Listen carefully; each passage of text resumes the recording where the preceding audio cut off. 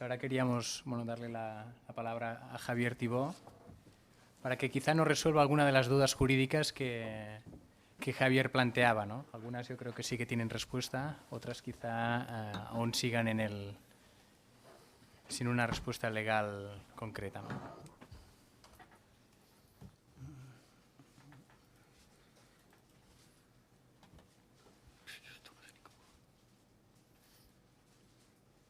¿Cómo funciona? Porque yo es que no soy un absoluto ignorante. Gracias. Sí, buenas tardes. En primer lugar, quería agradecer la invitación al comité organizador por darme la oportunidad de volver a Barcelona, lo cual me es muy grato porque estuve aquí muchos años, aunque al mismo tiempo me entristece, porque como dice la canción de Sabina, donde has sido feliz, mejor es no volver. Pero bueno, dado que estoy aquí y por el motivo que nos reunimos, que es, ya veo una primera falta ortográfica, pero es que en el tren no me ha dado tiempo a pasar el corrector en el AVE de ortografía y es lo que pasa. Yo me voy a referir a lo mejor a una cara menos amable del teletrabajo, y es la jurídica. Y la jurídica, lógicamente, parte de la existencia de conflicto. Y en este caso el conflicto se refiere a los perjuicios que se pueden derivar del mismo para el teletrabajador. Por lo tanto, yo parto también de otra premisa, y es que, por supuesto, habrá experiencias fantásticas de teletrabajo en las que no se produzca un deterioro de las condiciones de trabajo. Pero, repito, el objeto de mi intervención es el análisis estrictamente jurídico, jurídico-laboral, y, por lo tanto, parto de la posibilidad, y veremos que también real, de que se den situaciones de deterioro de las condiciones laborales, lo que exige, lógicamente, que intervenga o se establezca algún tipo de regulación. También les adelanto ya que mi presentación es mucho menos bonita, supongo que es debido en parte a mi condición de jurista y también porque provengo, aunque estuve en la Autónoma de Barcelona unos años y eso me dio un cierto barniz de modernidad, al final recalé en la Complutense y somos bastante más grises. Todavía tenemos ahí una capilla, algo más o menos inexplicable, se organizan capeas por parte de los alumnos y en clases que solo me falta la duquesa de Alba para tener todo lo más representativo. En cualquier caso, nos centramos ahora sí ya en el tema.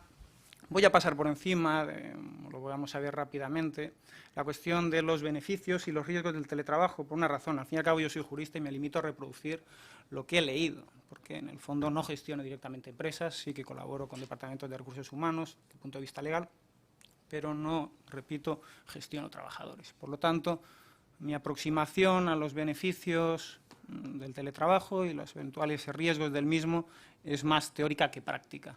Beneficios para la empresa ya se han señalado aquí, se han señalado en los diversos estudios que se han realizado, fundamentalmente un incremento de la flexibilidad para la empresa.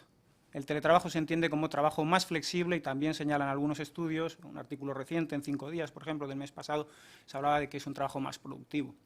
Se ha señalado también aquí la cuestión de la reducción de costes, sobre todo en grandes ciudades, donde permite cerrar las oficinas ubicadas, por ejemplo, en el centro de la gran ciudad y trasladarlas a telecentros o al domicilio del trabajador. Para el trabajador se ha apuntado también mayor autonomía en la gestión del tiempo de trabajo, se evita la necesidad de tener que trasladarse hasta el lugar de trabajo, lo cual en grandes ciudades supone un ahorro evidente de tiempo. También se ha señalado que para determinados colectivos de trabajadores con dificultades de acceso al mercado de trabajo, el teletrabajo puede suponer una oportunidad.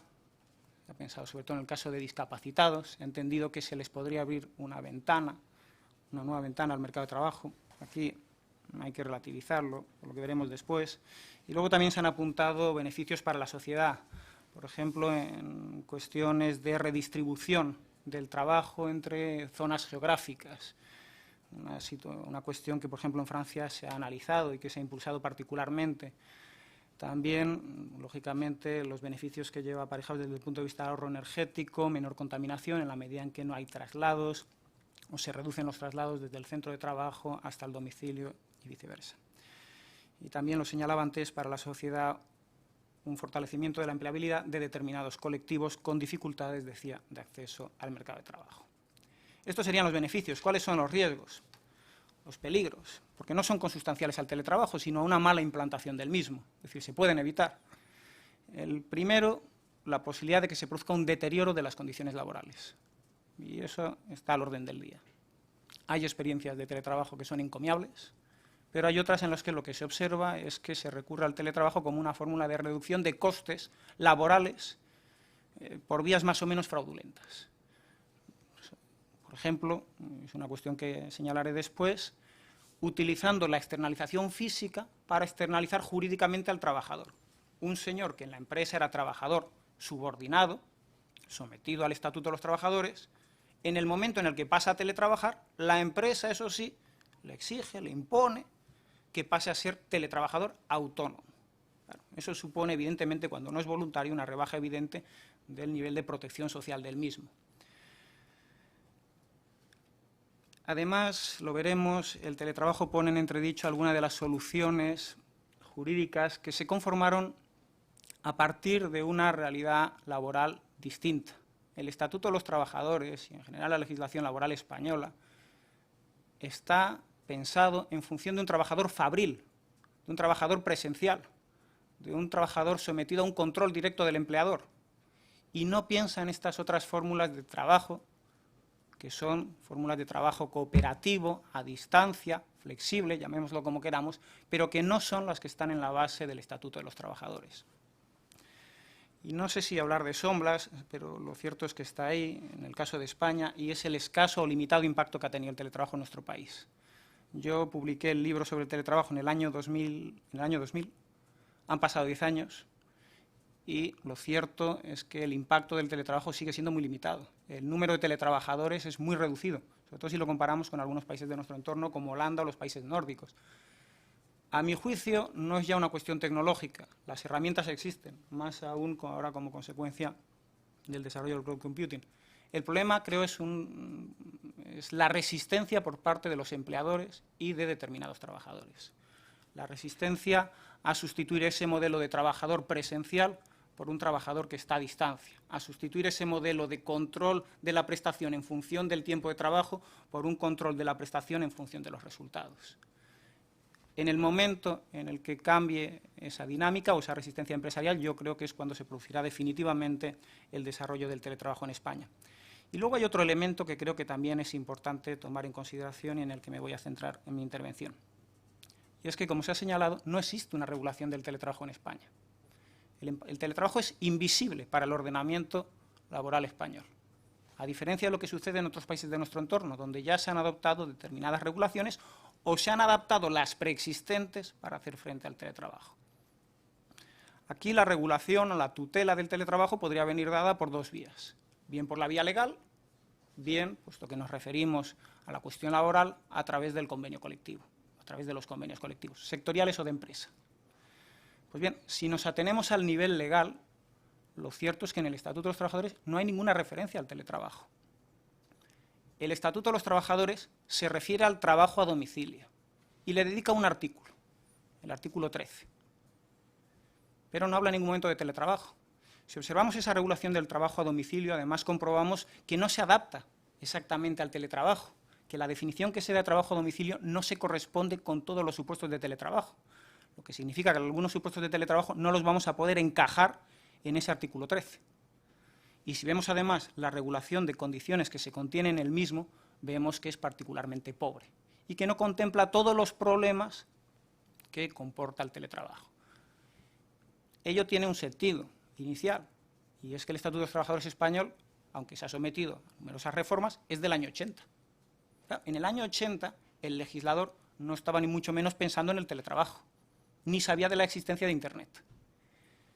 Conocía, por supuesto, el trabajo a domicilio, pero además el trabajo a domicilio en aquella época se concebía como una forma de trabajo, de organización del trabajo, que tenía que desaparecer. De ahí que ni siquiera hubiera una ley sobre trabajo a domicilio, o un reglamento, mejor dicho, que desarrollara ese artículo 13. La situación, a la postre, se ha revelado distinta de la que en principio podía concebir el legislador. El trabajo a domicilio ha tenido particular desarrollo, pero por la vía del teletrabajo. Y lo que sucede es que la ley, eso sí, no se ha adaptado. Seguimos con el mismo artículo 13 del Estatuto de los Trabajadores, que es el que regía y rige para el trabajo a domicilio. ¿Significa eso que no existe regulación del teletrabajo? Sí existe, el Estatuto de los Trabajadores. cuando se trate de un trabajador subordinado. Lo que sucede es que esa regulación no está adaptada. Y como no está adaptada, surgen conflictos.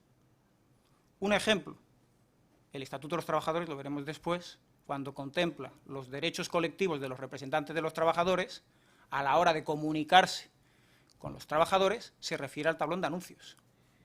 ¿Qué sentido tiene el tablón de anuncios en una empresa como esa, en la que los trabajadores ya no acuden al centro de trabajo?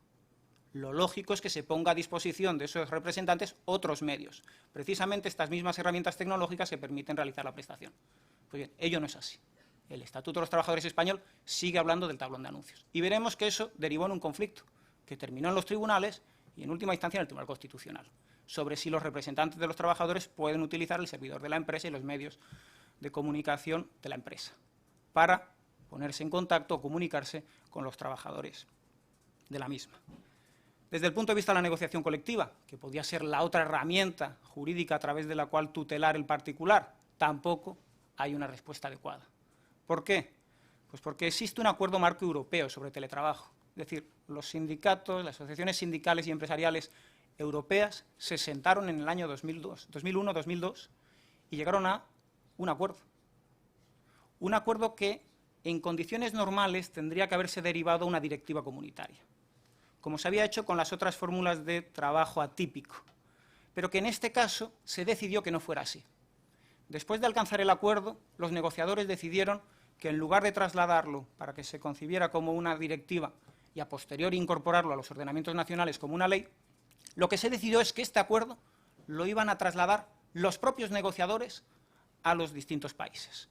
Es decir, por primera vez, los representantes de empresarios y trabajadores se sienten lo suficientemente maduros y mayores como para comprometerse a que este acuerdo se traslade a los ordenamientos nacionales, pero no a través de una ley, como se ha hecho respecto a otras formas de fórmulas contractuales atípicas, sino a través de los convenios colectivos. ¿Cuál es el resultado? En el caso de España, prácticamente nulo. En España se negocian, o sea, están en vigor, mejor dicho, aproximadamente unos 6.000 convenios colectivos estatutarios, sectoriales y de empresa. Pues bien, apenas son una docena los que se refieren al teletrabajo. Y las menciones que se hacen normalmente son relativamente pobres. Compromiso de implementar el teletrabajo en la empresa, o la previsión de que si se incorpora el teletrabajo a la empresa no supondrá merma de condiciones laborales, pero no se va mucho más allá. Por lo tanto, la vía de la negociación colectiva tampoco ha servido para regular el teletrabajo en nuestro país. Pues bien, si no existe esa regulación ad hoc, ¿cuáles son los instrumentos o cuál es el instrumento de que deberíamos dotarnos? Pues cualquiera de esas dos vías. O reformamos la ley para que pase a contemplar el teletrabajo, o por vía de la negociación colectiva. ¿Cuál debería ser el contenido de esa regulación? Caso de que haya voluntad de que efectivamente se regule el teletrabajo desde la perspectiva jurídico-laboral. Pues el referente posiblemente debería ser ese acuerdo al que me refería. Bastaría con trasladar el contenido de ese acuerdo, bien al Estatuto de los Trabajadores y al correspondiente reglamento de desarrollo, bien a los convenios colectivos. ¿Y qué es lo que dice ese acuerdo marco europeo sobre teletrabajo? Pues establece una serie de pautas, de limitaciones, de garantías en la implantación del teletrabajo, para garantizar lo que decía al principio, que no suponga deterioro de las condiciones laborales. Y la primera cosa que establece ese acuerdo marco es que el teletrabajo no puede suponer, en principio, o no tiene por qué suponer, cambio de calificación jurídica del trabajador. Y con ello se refiere a lo que señalaba antes. Por el hecho de pasar a teletrabajar, el que era trabajador subordinado no tiene por qué convertirse automáticamente en trabajador autónomo. Tiene, en principio, que mantener el estatus. Si uno era trabajador subordinado y, por lo tanto, se le aplicaba el Estatuto de los Trabajadores en la empresa y el convenio colectivo correspondiente, cuando pasa a teletrabajar, se rige también por el Estatuto de los Trabajadores y por el convenio colectivo correspondiente. Y eso ya se prevé en ese acuerdo marco europeo sobre el teletrabajo. ¿Por qué? Porque se han comprobado que había casos de malas prácticas, de supuestos en los que, como indicaba antes, se aprovechaba que se le externalizaba físicamente para externalizársele jurídicamente. En este punto, eso sí, lo que se plantea es un problema jurídico mayor, y es la dificultad en ocasiones de determinar cuándo el teletrabajador es subordinado y cuándo es autónomo. ¿Por qué? Porque el teletrabajo se sitúa en esa zona gris o esa frontera gris que hay entre el trabajo subordinado y el trabajo autónomo. Yo entiendo que a lo mejor no hay muchos juristas en la sala, pero voy a intentar hacérselo entender sobre la base de lo dispuesto por el Tribunal Supremo en esa sentencia del 92. En nuestro ordenamiento, para determinar si un trabajador es subordinado y por lo tanto se le aplica el estatuto, hay que comprobar dos cosas: si se dan las notas de dependencia y de ajenidad. Si en ese trabajador se da la nota de dependencia y la nota de ajenidad, es un trabajador subordinado y por lo tanto se le aplicará el estatuto. Claro, el problema está en determinar cuándo se dan las notas de dependencia y ajenidad, porque si falta una de las dos, el trabajador entonces es autónomo y entonces ya no se rige por el derecho laboral. Lo que hacen los tribunales es recurrir a un sistema de indicios. Indicios que lo que revelan es que ese trabajador es un trabajador dependiente. ¿Y cuáles son los indicios a los que venían recurriendo los tribunales? Tradicionalmente dos. El hecho de que ese trabajador estuviera sometido a la jornada y al horario impuesto por la empresa y además acudiera a un centro de trabajo o a una oficina por decisión de la empresa. Esa era la evidencia de que ese trabajador no era un trabajador autónomo, no organizaba su trabajo de forma autónoma, sino que era dependiente. Si confrontamos esos indicios con el teletrabajo, nos podemos encontrar con que aparentemente el teletrabajador ya no es un trabajador subordinado, porque puede ser que ese teletrabajador organice de forma autónoma su jornada de trabajo. Y además ya no acude a la fábrica, porque se lo impone el empresario. ¿Significa eso entonces que los teletrabajadores son trabajadores autónomos? No. Lo que ha hecho el Tribunal Supremo y los superiores de justicia a continuación es revisar los indicios para ver si todavía subsisten en esos teletrabajadores otros indicios de dependencia. Y los han encontrado. Puede ser, por ejemplo, dice el Tribunal Supremo, que ese trabajador no esté sometido a un horario impuesto por la empresa, pero la empresa le impone estar localizable, revisar su correo electrónico a lo mejor una vez al día. Pues bien, esa obligación de estar localizable todos los días, al menos en una franja horaria, o de estar contactable o disponible, es un indicio nuevo de dependencia, lo que significa que sigue siendo dependiente y que por lo tanto se le aplicará el Estatuto de los Trabajadores. Aquí lo que ha hecho el Tribunal Supremo ha sido revisar los indicios que permiten determinar si se dan esas notas. Si se comprueba que se dan esos nuevos indicios, ese trabajador merece la consideración de trabajador subordinado y, por lo tanto, se le aplicará el Estatuto de los Trabajadores. Segunda cuestión, esta también importante, y también terminó en los tribunales. ¿Es voluntario el teletrabajo? ¿Lo puede imponer la empresa? No nos planteamos, por supuesto, la cuestión de una relación inicialmente basada en el teletrabajo. Si un empleador y un trabajador se ponen en contacto y desde un primer momento deciden que va a teletrabajar, no hay problema. El problema ha venido dado en el supuesto siguiente, y es cuando ese trabajador era un trabajador subordinado al uso, un trabajador presencial. Él estaba en las oficinas y la empresa ha decidido que pase a teletrabajar. ¿Puede imponerlo la empresa? ¿Puede la empresa obligar a los trabajadores presenciales a devenir teletrabajadores? Pues bien, aquí también el acuerdo marco ya señala, en concreto, que el teletrabajo es voluntario, que solo puede surgir fruto o consecuencia del acuerdo entre la empresa y el trabajador. No cabe la imposición unilateral. Eso lo prevé ese acuerdo marco. Es verdad que no es directamente aplicable, por lo tanto no podemos resolver sobre la base del mismo, porque ese es el problema de ese acuerdo marco, y es que no se ha traspuesto a los convenios nacionales. Ahora bien, el Tribunal Supremo, en una sentencia, creo, bastante bien argumentada, ha resuelto en el mismo sentido. El conflicto se plantea en concreto en Telefónica. Telefónica, publicidad e información. En el marco de un conflicto en el que se decide despedir a 54 trabajadores, creo, y además se decide modificar por parte de la empresa las condiciones de trabajo de otros 500 aproximadamente. Ello determina que se convoque una huelga y finalmente se llega a un acuerdo, por virtud del cual se desconvoca la huelga y además la empresa decide dar marcha atrás en esa decisión de despedir a los trabajadores.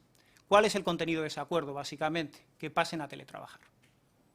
No va a haber despidos, pero eso sí, determinados trabajadores van a pasar a teletrabajar. Ese acuerdo lo celebran la empresa y el Comité Intercentros. ¿Cuál es el problema? Que Comisiones Obreras lo impugna. ¿Por qué? Porque entiende que no es una decisión que corresponda adoptar unilateralmente ni al empresario, ni siquiera mediante acuerdo con los representantes de los trabajadores. Y en ese sentido, el Tribunal Supremo le da la razón. Hace falta el acuerdo de los trabajadores. Pero ello, ténganlo en cuenta, eso sí, para un supuesto en concreto, el del teletrabajo a domicilio. Si de lo que se trata es de que pase a ser nómada, pero nómada porque está única y exclusivamente en las empresas de los clientes, o porque pasa a realizar sus prestaciones desde un telecentro, un centro satélite, llamémoslo como queramos, pero no su domicilio, en ese caso la empresa sí puede imponer el teletrabajo. El único sitio, el único caso, mejor dicho, en el que no puede imponer el teletrabajo es cuando se trate de que pase a teletrabajar desde su propio domicilio. Si es un supuesto de teletrabajo desde telecentros, centros satélites, nómada, pero que no incluye el domicilio, sí lo puede imponer la empresa, por la vía del artículo 41 del Estatuto de los Trabajadores. Es decir, tendrá que alegar unas causas, tendrá que abrirse un periodo de consultas, pero en última instancia puede decidirlo la empresa. Pero si es el domicilio del trabajador, no. El Tribunal Supremo recalca que esa decisión excede de lo que se le autoriza en el artículo 41, porque el artículo 41 del Estatuto de los Trabajadores lo que autoriza es a modificar condiciones de trabajo.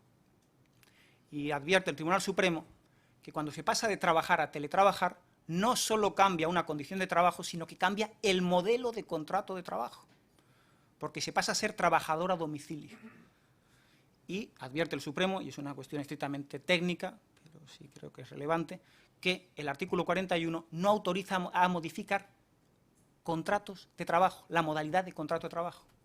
Por la vía del 41, un empresario no puede imponer a un trabajador que pase de trabajar a jornada completa a tiempo parcial, porque son dos modalidades de contrato de trabajo distintas. A eso no autoriza el artículo 41.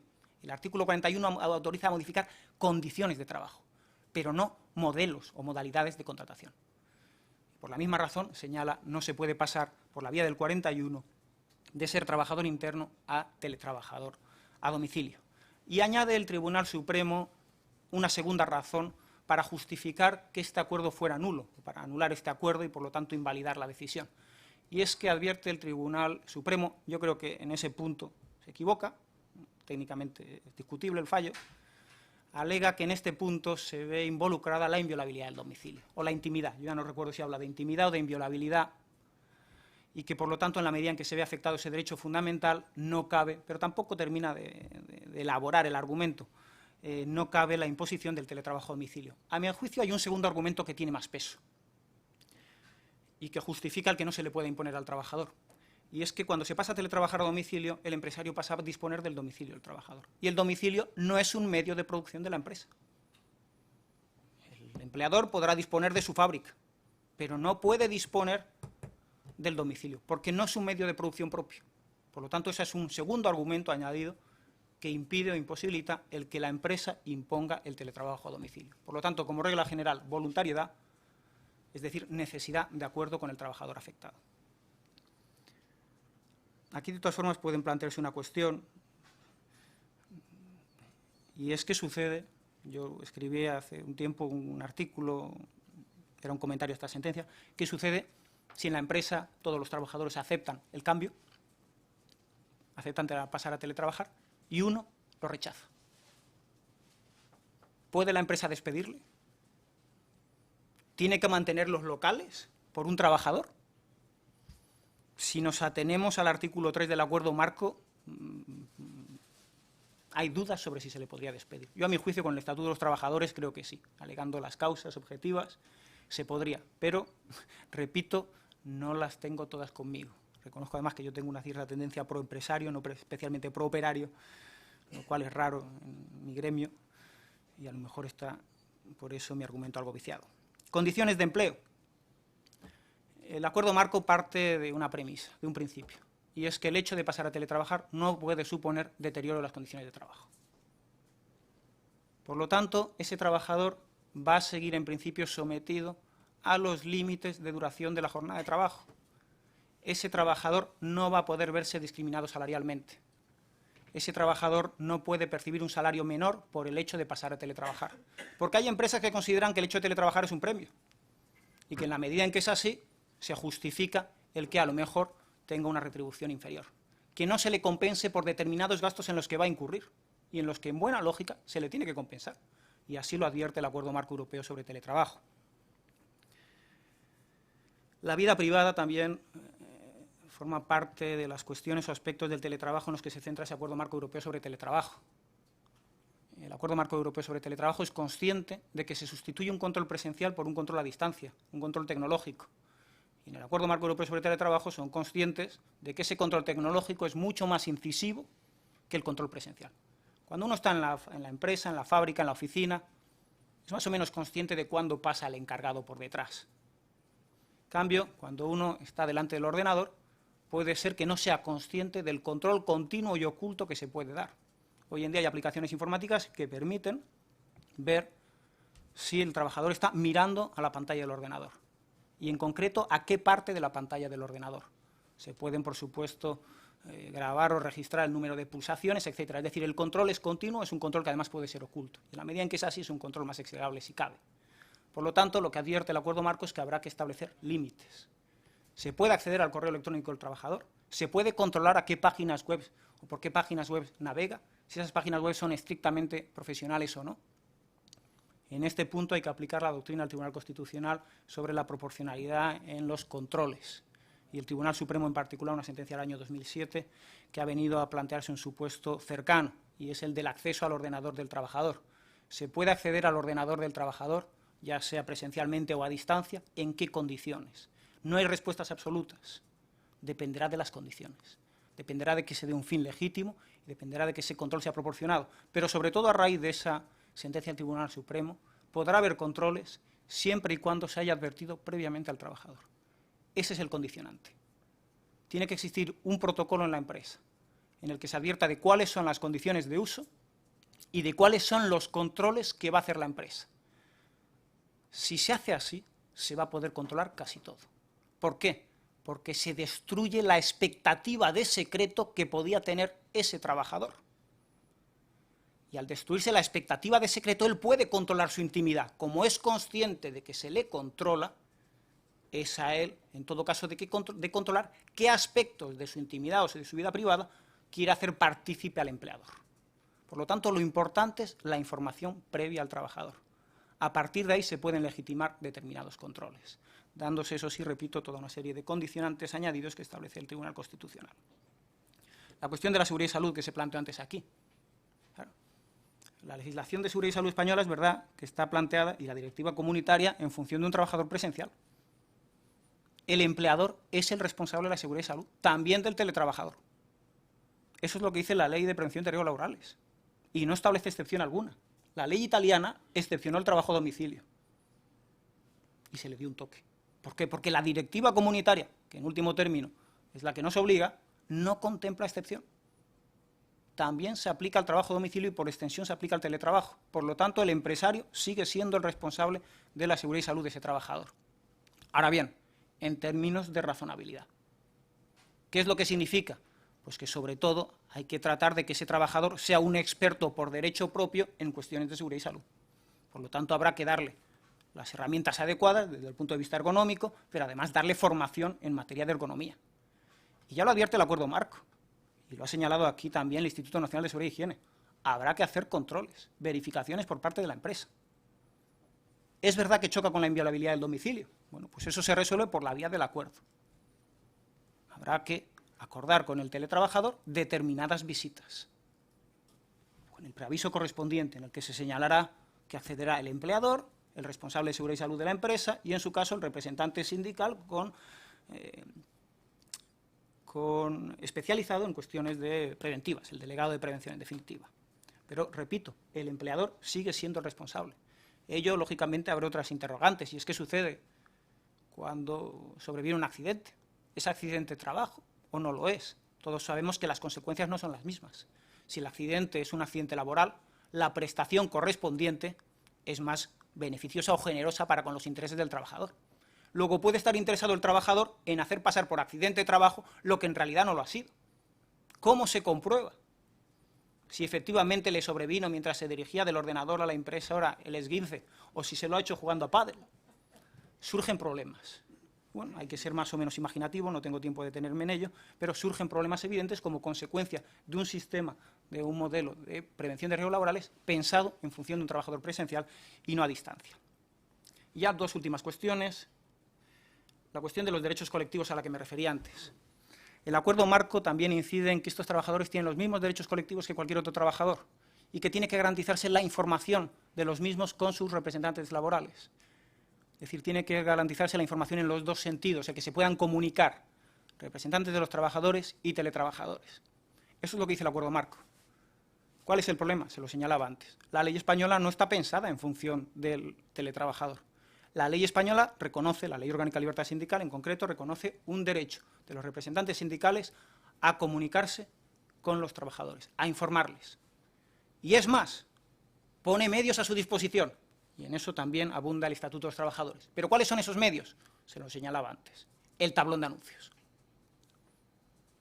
¿Qué sentido tiene el tablón de anuncios si esos teletrabajadores ya no acuden al centro de trabajo? Ello derivó en un conflicto, una vez más. No a raíz de un supuesto de teletrabajo, sino de un conflicto que se plantea en el Banco BBVA porque el sindicato de comisiones obreras confía, satura, colapsa el servidor del banco, con el consiguiente perjuicio económico, a raíz de un mailing masivo. La decisión que toma la empresa, el Banco BBVA en este caso, es impedir la entrada de correos electrónicos procedentes de este sindicato. Y ello deriva en los tribunales, primero en la Audiencia Nacional, luego en el Tribunal Supremo y finalmente en el Tribunal Constitucional. La Audiencia Nacional empieza por darle la razón al sindicato con unos argumentos jurídicamente discutibles, viene a hablar de algo así como de una condición más beneficiosa de carácter colectivo, lo cual en nuestro ordenamiento es algo absolutamente desconocido, pero sobre la base de ello le reconoce el derecho a hacer uso de esos medios. El Tribunal Supremo, con un razonamiento jurídico, creo, más ajustado a derecho, rechaza el derecho a usar esos medios. Y lo hace simplemente sobre la base de una interpretación literal del precepto. Dice, lo que la ley española habla es de tablón de anuncios, de nada más. Por lo tanto, si eso es de lo que habla la ley española, eso es lo único que tiene que poner a disposición el empleador. Finalmente, el Tribunal Constitucional va a resolver. Y va a resolver también sobre la base de unos argumentos extraños, pero les va a reconocer el derecho. Pero solo cuando se den tres condiciones. La primera, que esos medios preexistan en la empresa. Segunda, que no supongan mayores costos para la empresa. Y tercero, que con ello no se obstaculice, no se perturbe la actividad de la empresa. Si no se dan esas tres condiciones, no tienen derecho los representantes sindicales a reclamar estos medios. Por lo tanto, es un parche, porque parte de que preexistan los medios en la empresa. Si no preexisten, no tienen derecho los representantes sindicales a reclamarlos. Para finalizar, las conclusiones.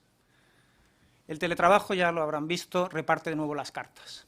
Los que saben servirse de ellas van a ganar, y me refiero a los trabajadores subordinados. Piensen en el caso del trabajador altamente cualificado de cuello blanco.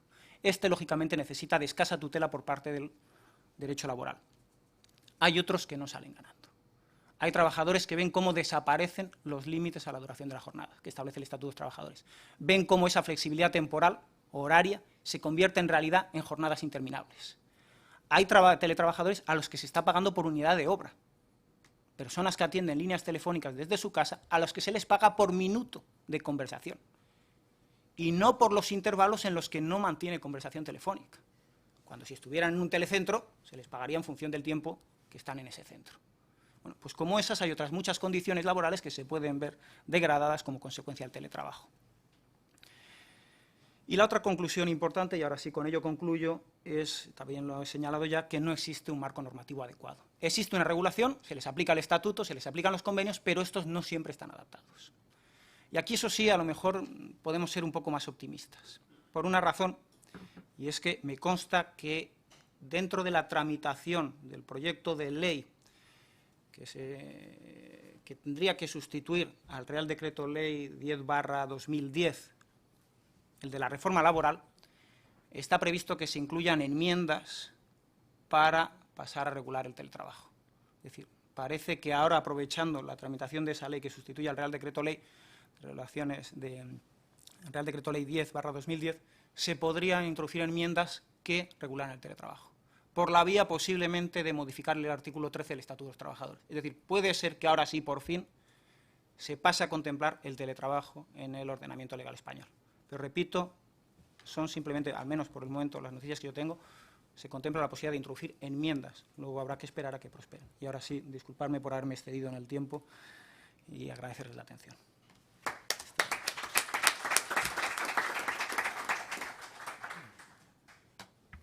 Bueno, Javier, muchas gracias por tu quirúrgica exposición de los problemas.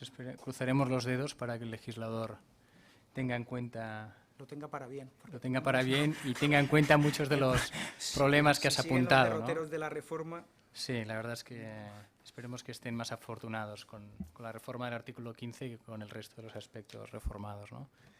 Entonces ahora...